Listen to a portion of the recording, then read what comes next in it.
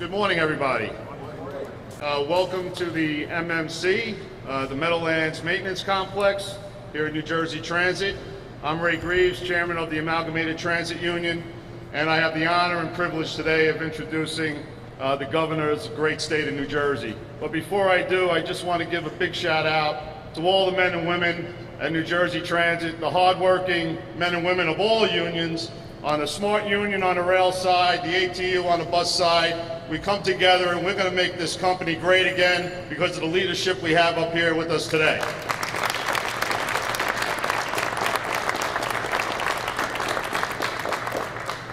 So, with that, I want to introduce the guy who I call the Transportation Governor.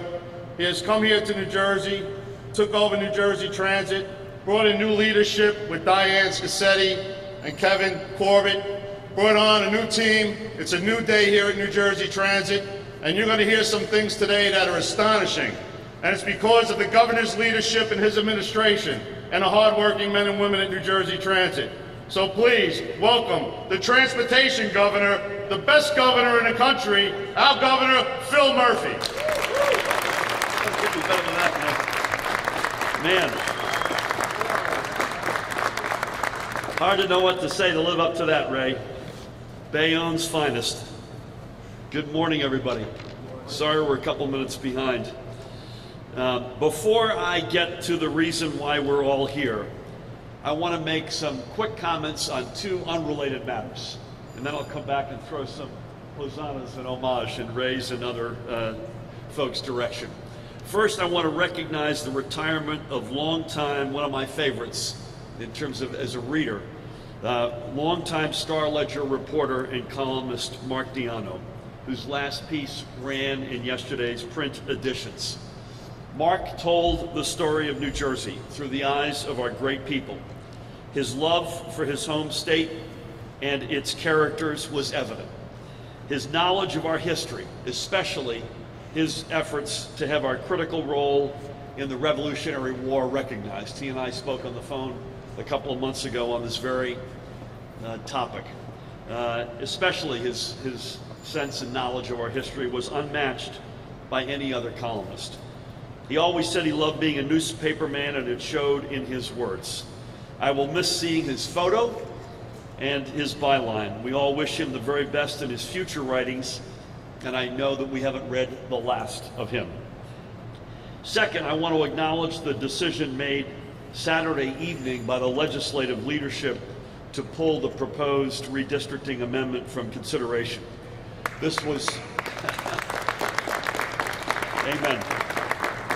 This was quite simply the right thing to do. We don't need to rig the system. We need to, in fact, further open up the system. Expanding opportunities for our residents to vote is how we strengthen democracy. Earlier this year, I was proud to enact one of the nation's strongest automatic voter registration laws, but that should be just the start of our efforts.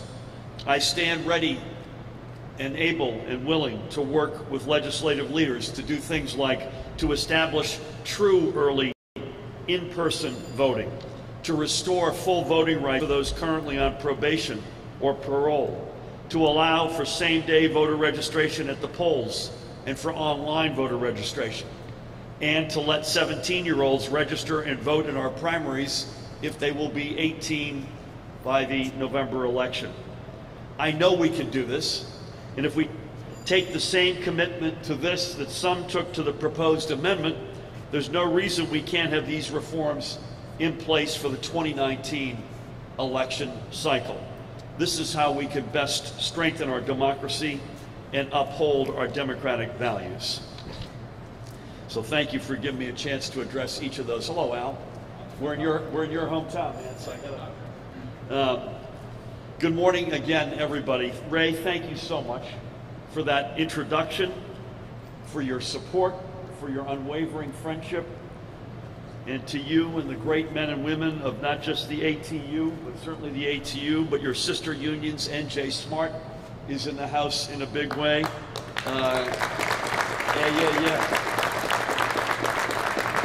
For all that you all do to keep NJ Transit moving.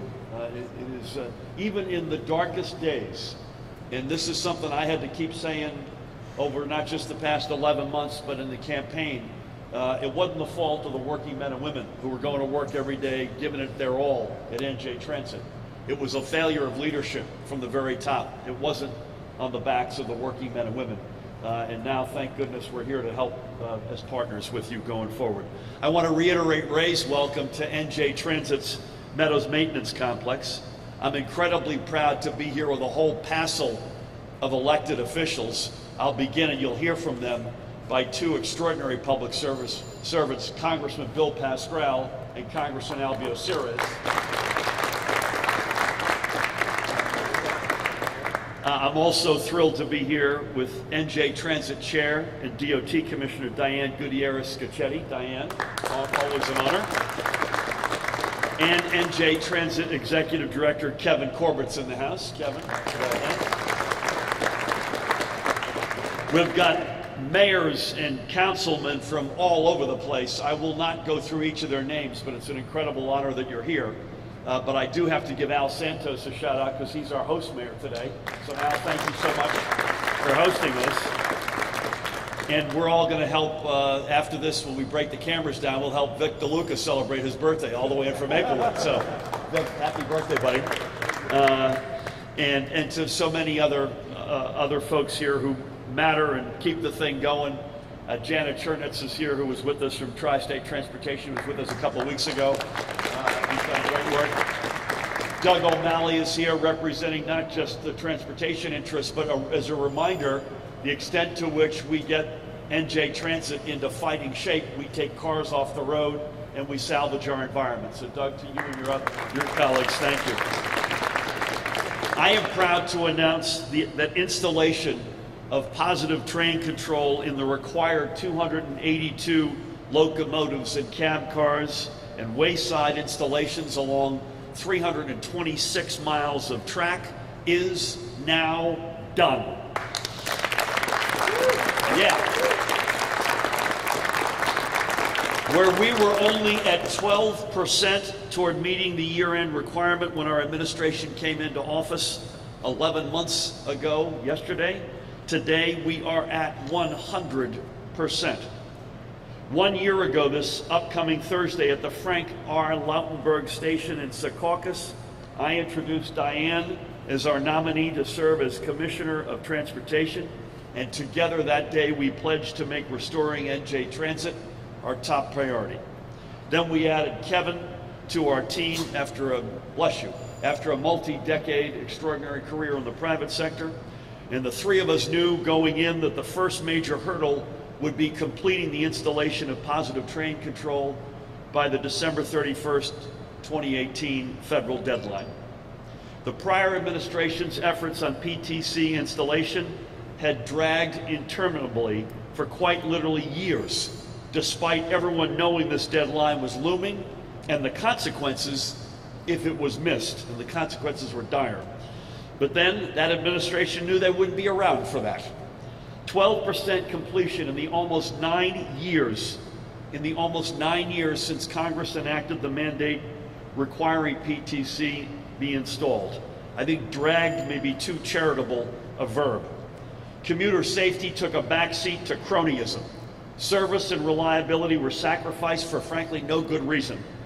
That's the legacy we inherited, in which Diane, Kevin, and I came in to clean up. Meeting the PTC deadline needed to become not just a top priority, but an obsession, and it did. A lot of that work took place right here. This is one of 3 locations where PTC installation work was done. Now, what this announcement means to customers is that NJ Transit can now focus its energies on improving communications and conditions and on-time reliability and service. Kevin and Diane know that I will keep pressing on this. There is no time for anyone to rest on any laurels. Getting PTC installed was just one in a series of steps that we must take. NJ Transit's board has approved the purchase of 113 new double-decker rail cars to decrease overcrowding and increase commuter comfort. We continue to push to improve customer communications and to instill a commuter-first work ethic guided by the mantra we spoke about a couple of weeks ago: engage, inform, improve, agency-wide. Diane, Kevin, and I also remain committed to making the structural management reforms necessary to ensure more efficient and effective administration. I thank the legislature for working with us on this, and the reform package scheduled to be voted on today and in both the Senate and the Assembly is essential to our shared goal. All of this is what will get us to our goal of better customer-oriented service. I will not let up on this for 1 second, and I know Diane and Kevin and their team won't either. To make 2019 a year of continued rebuilding and progress, we have identified a new Vice President and General Manager of Rail, subject, I might add, to board approval, Ray Kenny. Ray is a well-respected professional who has served in all levels of the rail industry in both the public and private sectors, including 40 years at the Long Island Railroad, where he served as Senior Vice President for Transportation and Facilities Planning and as Senior Vice President for Operations and Chief Transportation Officer. Ray will bring a new perspective and vision to NJ Transit's rail operations. I'll let Kevin talk a little bit more about Ray, but our mission is to improve, our mission to improve NJ Transit will be strengthened with the board's approval of his addition to Kevin's executive management team. Make no mistake, completing the required PTC installation with 2 weeks to spare before the federal government's deadline is a major milestone. Under Diane's and Kevin's leadership and through the tireless work of the NJ Transit crews and contractors at the maintenance yards here and elsewhere, approximately 4 years of work has been completed in less than 1. And there is still more work to be done to have PTC fully operational by December 31st, 2020. There are more hills to climb, but we've just climbed by far the biggest. Our commitment to this part of the process, I hope, sends a strong signal to commuters and NJ Transit's dedicated staff that we are listening to them and working as hard as possible to get things right at every level. It is now my honor to hand the podium over to a guy, if only he were in charge of the way Congress worked, think of the better day it would be, Congressman, the one and the only, Bill Pascrell.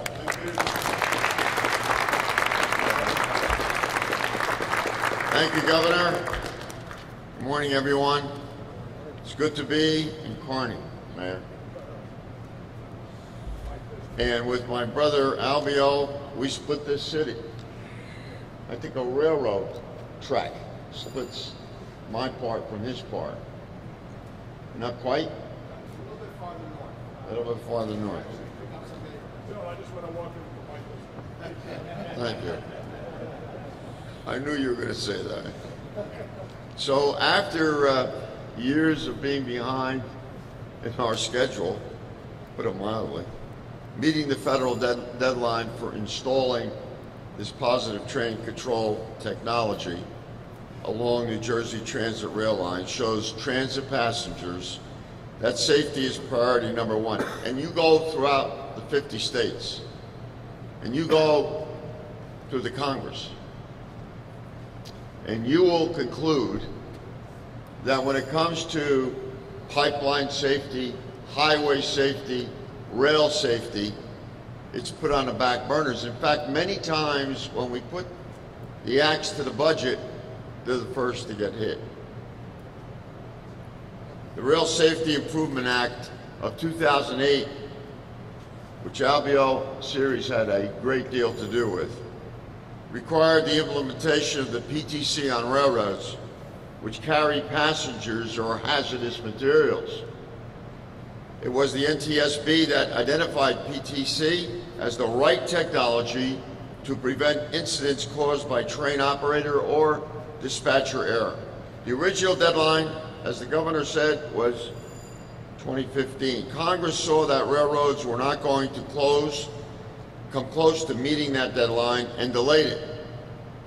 We put a lot of pressure from our delegation to make sure that happened to December 31st, 2018. And here we are 2 weeks to go. After the deadly Amtrak accident outside Philadelphia in May of 2015, I formally questioned New Jersey Transit on their PTC schedule back in 2015 in a letter to then Executive Director Ronnie Hakem. I've been concerned since that time that the preparation was minimal and that progress was slow. I thank Governor Murphy for getting the agency back to track to meet the deadline. We have commuters across the country, and especially in New Jersey with the largest public system, who rely on our transit system. They need to feel safe in our trains and on their tracks. That is why I was proud to work with my New Jersey delegation colleagues to secure the $10 million federal grant to support the PTC installation in 2017. I expect PTC can reduce the number of incidents due to excessive speed, conflicting train movements, engineer failure to obey signals, and start restoring New Jerseyans' confidence in our public transit, and we are doing that today. While there are miles to go to repair the damage from years of agency neglect, Governor Murphy deserves commendation for his attention on improving New Jersey transit, and be assured of the entire delegation's support on moving to the next step, Governor. We must again have the first-class mass transit system that New Jersey deserves. And let me tell you something. I want to congratulate the folks who worked here for many years, our unions, our contractors, our executive director now. They're all in place. And I have confidence that we're going to meet every other deadline that comes before us. And by the time we're finished, this system will be worthy of the money that we fight for down in Washington, because it needs it to sustain itself. God bless New Jersey Transit. God bless our entire rail system. God bless all of you for having confidence in our governor. Thank you.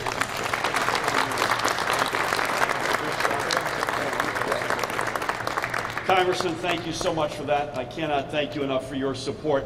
Interestingly enough, and these guys were both there, a week ago today, we had a big summit between our offices and the congressional delegation, the newly formed congressional delegation, and these guys will attest to this, that the overwhelming topic of interest by all of us was infrastructure and transportation. So it was the Gateway Tunnel, it was the Portal Bridge, it was moving people and things around, people most importantly, and we couldn't have better advocates fighting on our behalf than we have in our delegation. We are in his district, another guy who goes down to Washington every day to represent our interests, who's in it for the right reasons. Honored to introduce Congressman Albio Sires. Good morning, everyone. Governor, thank you very much. Members of union members here, my colleague Bill and Mayor, nice to have you here. You know, recognizing that New Jersey is one big transportation hub, I became a member of the Transportation Committee. And I can tell you, Governor, how happy I am that we have met this target. Because every time Amtrak came before our committee, they always said that we're only up to 12%, that we're never going to make it, that we're not going to get there, you're not going to be able to use the tracks. And you have come along, and what was not done in 9 years, you have done with your team in a year. And I can't wait before Amtrak comes before our committee this year, when we have the majority, so I can tell them exactly where we are. You know, safety has always been a big issue with me, especially transportation. Coming from probably the most densely populated area in the country, and people using mass transit all the time, it is key, and it's important, and it's necessary that we have safety in our transportation system. I am hopeful that as we take the majority, I already have spoken with coming Chairman DeFazio, that infrastructure transportation infrastructure, along with everything else, is going to be a priority. America needs that money to fix our infrastructure. We are so far behind the rest of the world sometimes in some of these countries. You know, I traveled to some of these countries to check some of the systems, and I was always very impressed with the rail system. And this positive train control has been installed in many countries. And I would see the train coming, and I would see a train slow down. I'd be in the cockpit. I said, my God, why can't we have that in our country? So I'm very happy to say that with this team that we have now, we have met our target. Hopefully, we'll continue to be not on target, but earlier than we're supposed to, and finish this before the 2020. And we'll continue to work together. I'm just very thrilled to have the delegation that we have. We have 11 out of the 12 members now in New Jersey from the same party. Some of them are going to wind up on transportation because everybody knows how important it is. So, Governor, thank you again. Thank you, New Jersey Transit. Thank you all the members of the unions here for a job well done. Thank you.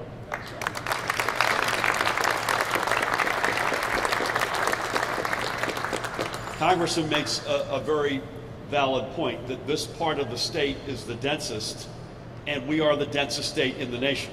So we're the fourth smallest geographically. We're the densest. We sit beside the largest market in the world in New York. We sit beside one of the fastest growing markets in the country in Philadelphia.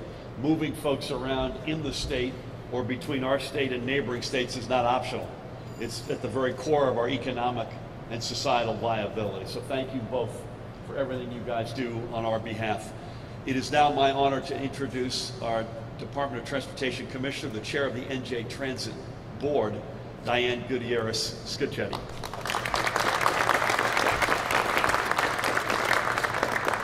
Thanks, everyone. A lot's been said, and I'm probably going to repeat a little bit of it, but I don't think we can say it enough. Governor, thank you so much. Today we recognize a milestone in achievement for New Jersey Transit. 11 months ago, this administration faced a crisis at NJ Transit. One of its most important safety initiatives and an unfunded federal mandate was on life support. Positive train control was in bad shape. 12% complete, 11 months to achieve criteria for an extension, and no one betting on New Jersey Transit to succeed. But with the hard work of the people of New Jersey Transit and the renewed commitment of Parsons Transportation Group and its subcontractor, we put our foot on the accelerator and we never look back. And here we are today. We have a long way to go, and while we can ease up on the accelerator, we cannot and we will not stop. On behalf of the board, our deepest gratitude to the governor for standing with us, our continued thanks to the hardworking women and men of New Jersey Transit who worked tirelessly to help us meet this criteria, and mostly to our customers for their continued patience as we work to complete this task and return New Jersey Transit to its full potential as a leading transit agency in the U.S. Thank you.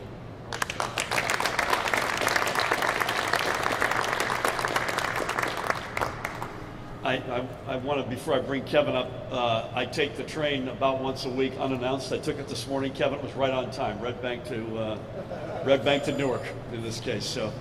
Participating on your apps. That's a fair point. I should think about that. You know, it was mentioned earlier by the Congressman, Diane, thank you so much for your leadership, that the easiest thing to cut is the long-term safety stuff, because it isn't, you don't have a deadline looming in your face. And the federal government, Bill, you refer to this, does it all the time, and unfortunately we did it in the past in this state, and that can't be the case.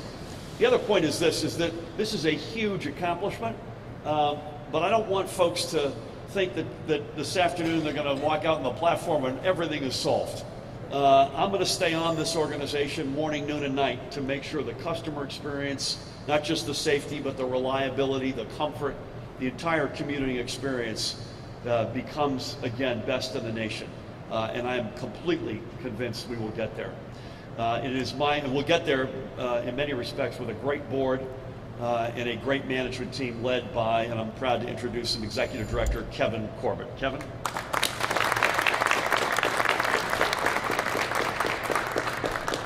Thank you. Happy morning indeed for a Monday. Thank you, Diane, and thank you, Governor. When people say to me they don't envy the position I'm in, I tell them actually I'm quite fortunate. Seriously, I have a Governor and Transportation Commissioner who have committed the necessary resources and support New Jersey Transit to put us in a position to succeed. One of those successes is reaching this PTC critical milestone.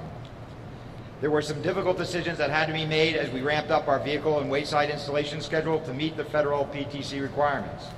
Decisions that we know had an impact on our customers, and our customers are the heart of everything we do, and I most importantly want to thank them.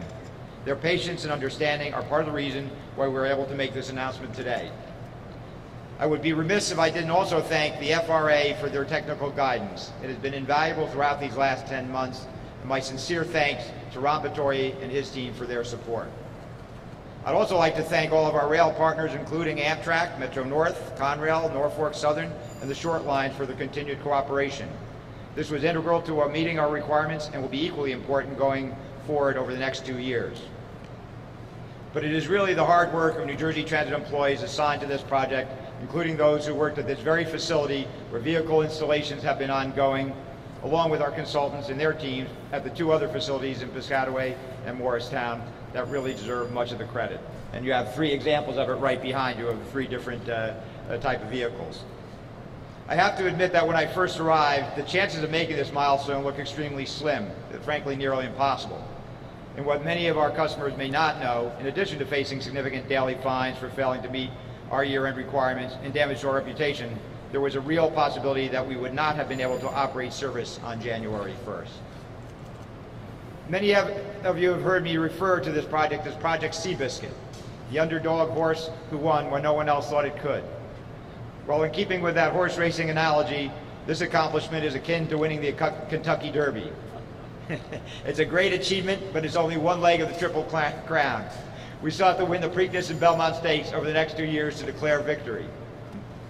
Throughout the next 2 years, we'll finish installing PTC equipment on the remaining 158 locomotives and cab cars. We'll continue advancing our testing so that we may enter into the full revenue service demonstration phase and ensure that our PTC system is interoperable with all the other railroads which our service intersects, such as the Freights, Metro-North, and Amtrak. While today we have reason to celebrate this milestone, we are not stopping and we are not slowing down until we have achieved full PTC implementation and receive final FRA certification prior to the end of 2020. And this pursuit to achieve full PTC implementation and certification will continue to require strong leadership. To that end, I am pleased to announce the selection of Ray Kenny as Vice President and General Manager of New Jersey Transit's rail operations, subject to board approval. Ray Kenny has over 45 years of railroad experience and rose through the ranks of the industry, starting as a ticket clerk in the early 1970s, before ultimately serving as the head of MTA's Long Island Railroad. Ray has worked at all levels of the LIR organization as an experienced professional with a demonstrated ability to lead teams of employees in passenger rail operations, training and labor relationship, projects and infrastructure management, and project coordination.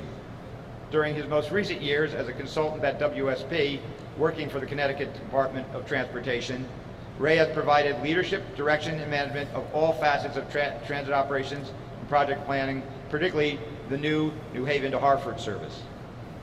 Ray's extensive background in rail operations will be invaluable in our quest to rebuild New Jersey Transit and to make the tangible improvements our rail customers deserve.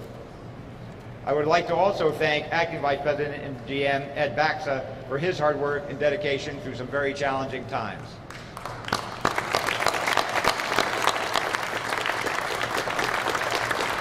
Look at that smile on Ed's face. I am very pleased that Ed will remain with us as an important part of our rail operations management team. While PTC implementation will remain a priority for the next 2 years until it's fully operational, we're going to continue our focus on improving the customer experience in 2019. There are 4 locomotive engineer training classes expected to graduate in 2019, 1 in May, 2 in October, and another in December. This will result in an incremental, though tangible, improvement for our customers as the year progresses. A sufficient number of engineers on the roster translate directly to service reliability, and the pipeline of new engineers will remain full going forward after that. The continued rollout of the communications reorganization that we announced will also in 2019 will improve customers' access to timely and accurate service information, This includes the introduction of the Customer Experience Unit to monitor and assess customer touchpoints throughout the system to identify and address deficiencies before they become an issue for customers. We will continue to invest in and leverage technology to improve the delivery of customer information, such as a recently released mobile app update that allows customers to customize their transit service alerts and receive push notifications. And I would be in trouble with the boss if I didn't remind everyone, please go to the website, njtransit.com, and follow the prompts and get the, please download the app, and if you have the app, make sure you get the push notifications. It is a real benefit. These are just a few of the reasons to be excited about 2019. Again, while many of these improvements will be incremental over the course of next year, we are by no means declaring mission accomplished. It is important to know that we're moving New Jersey Transit forward for our customers. We did what many thought was impossible. We met our year-end 2018 federal PTC requirements because we were committed to it. There should be no doubt that we'll restore New Jersey Transit to a customer-focused national role model in public transit because we are committed to it. Thank you.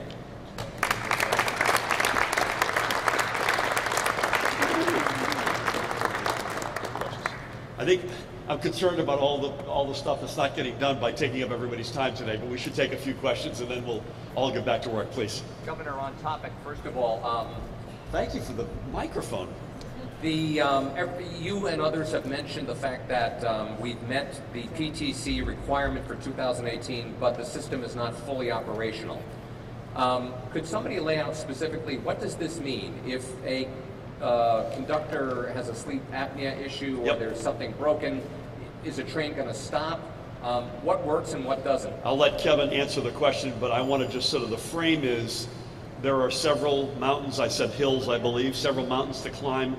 We've climbed the biggest, and we still have work to do over the next couple of years. I'll let Kevin describe what that work looks like and to answer your question specifically. Sure. The importance of having all the equipment installed. Now the next phase is called, we're doing what's called field functionality testing now, which we've been doing for months. And the next phase, which is where we filed for on Friday to the FRA, allows us to do our what we call revenue service demonstration, RSD, that all the railroads are doing. So it's installed, we'll be testing it, but we won't be dependent on it exclusively. Does it work now? It does not work fully for most of the railroads. We are all in the test. Most of us are in the testing phase. I think one or two maybe have finished that. So everyone's testing it, but they have the ability to override if you get bad signals or anomalies.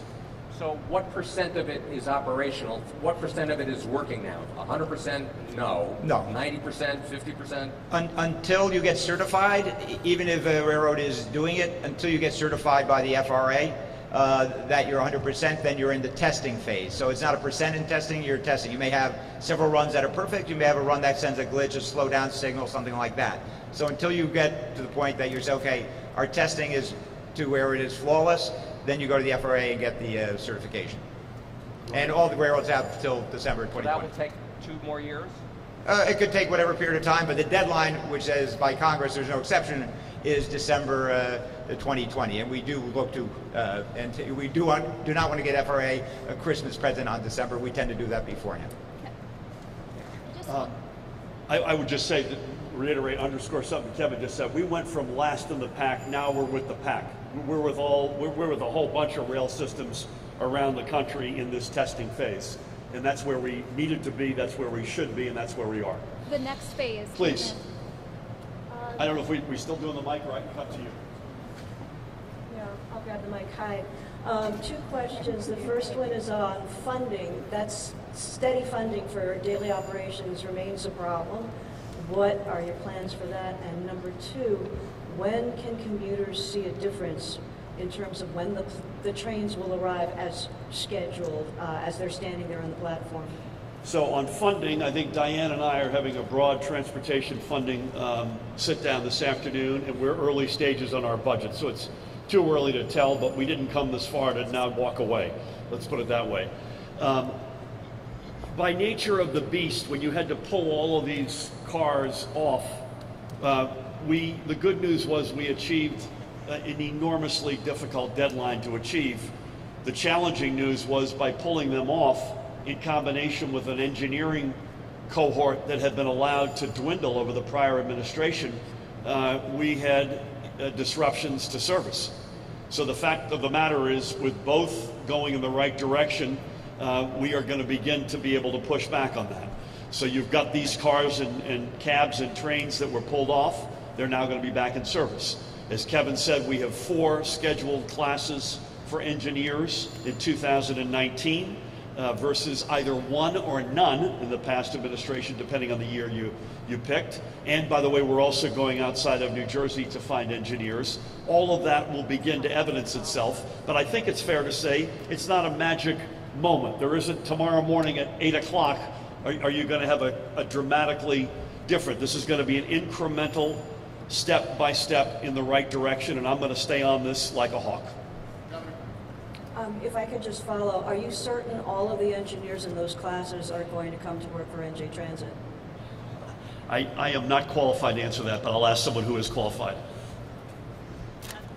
Brenda, we sure hope so, but like anything else, people make up their own minds.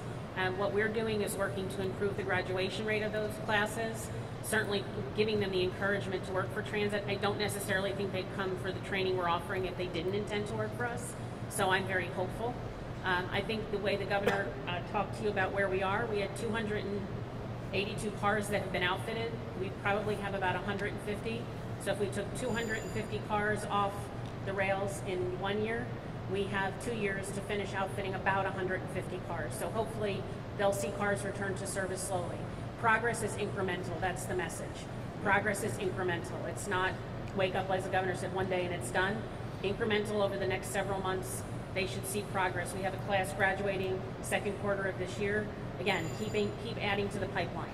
So we're just asking for continued patience, as we said earlier. Brenda, I'm so focused on engineers that I've actually instructed Dan Bryan to enter the next class. Will he stay? Will he stay? That's the question you should ask him. Will he then ultimately work for NJ Trans? Good question. I also want to say we took down the Atlantic City line. We will put that back up. We've got to get FRA to approve that. We don't know yet when. That requires improvement. We cut down weekend services online. We're committed to get that back up and running and get this back to full punching weight. And we will. It won't be tomorrow, but we will, and we're going to stay on it. Trust me. Governor, apologies. Customers during this phase experience last-minute cancellations while they got up to the platform. Will that happen during the next phase, or how is that being, planned for? I'll let Kevin and Diane address that, but I'll give you 2 comments. Number 1, Kevin talked about this push app. Can I ask again that everybody, is it njtransit.com? njtransit.com if you're watching. Go on, sign up. A push app, there's nothing like a push app, because if your train is late or there's some reason that some issue with it, you will be notified. You won't have to go find that information. That's a big deal. njtransit.com to get that push app. Secondly, broad answer from me, to incorporate what I said to Brenda already in terms of both PTC and engineers.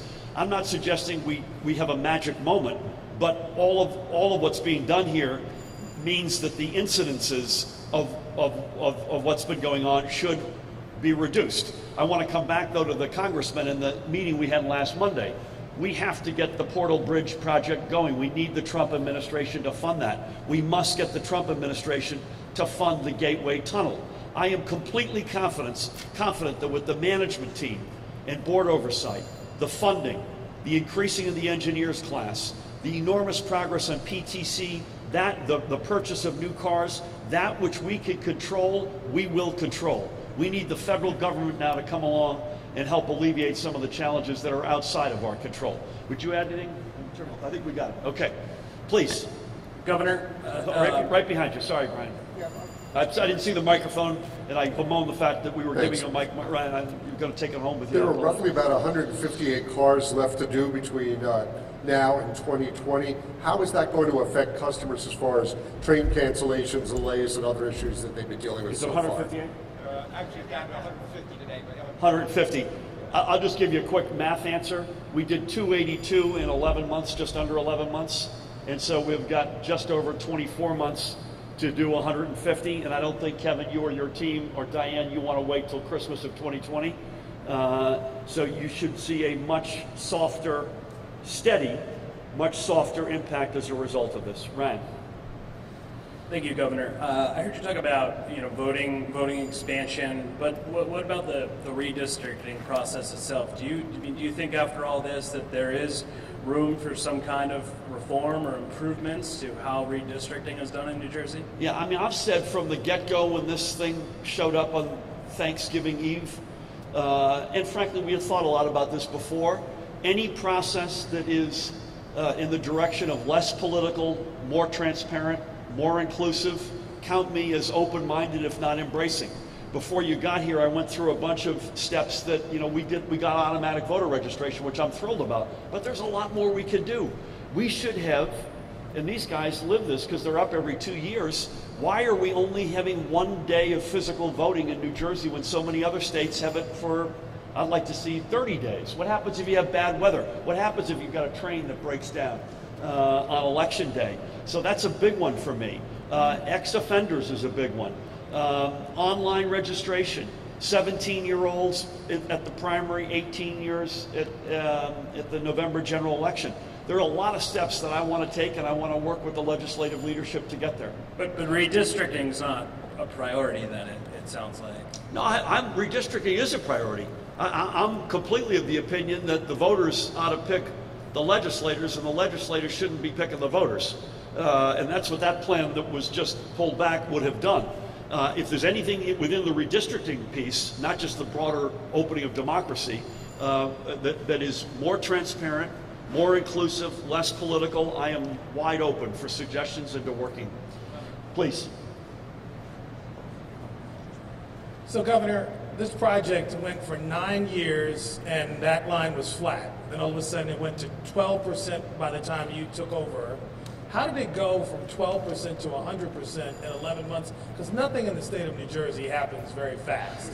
It never has, and up until this point, this is the first time I've ever seen it. Maybe outstanding leadership? No, sorry. I mean, we literally, if you saw the innards of our communications and our team's communications, we have been, to say we've been laser focused on this, because there's a cliff. If you didn't get it done, you're out of business. And as I said earlier, I'll incorporate my prior reference, my prior comments by reference in terms of our density and the need to move people around. We just had no choice. And I want to also say, related to that, that we're not putting our feet up when we walk out of here today.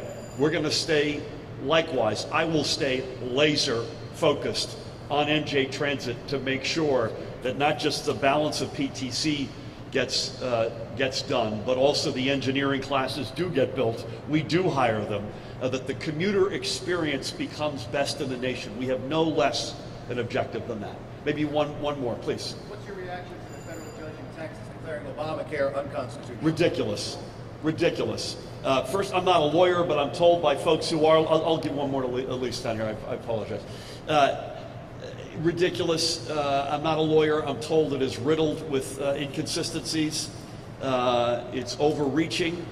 I want to make sure everybody realizes, if you're watching, the Affordable Care Act is alive and well as we stand here, and God willing, it'll remain so. So I assume this is going to get appealed to the U.S. Supreme Court. In the meantime, it has been a huge game changer in New Jersey. The millions of folks with pre-existing conditions, I could go through a whole bunch of other statistics, but that's the group that I think about most often. The enrollment period ended at midnight on Saturday. We were down going into the last week. I don't know where we ended up, but health care for all, health care as a right, not a privilege, continues to be our guiding light. Do you guys want to, Bill or Albio, do you want to say anything about Congress's? Albio and I are committed to making Podium. Podium. You want to come to the... Albio and I are committed to the ACA working. As a member of the Ways and Means Committee, we have put in over 70 amendments which were never voted upon, or when voted upon, had no support from the other side. There is no perfect legislation that we ever present. That's not a big hello this morning. But the fact of the matter is we're trying to make the changes where it is necessary.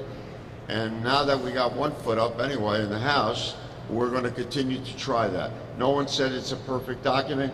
but it certainly has helped a hell of a lot of people, and the data shows that. Amen. I can tell you that you're not going to have 67 votes to kill the Affordable Care Act in the next session, like we had in the last couple of sessions. This is what they were doing.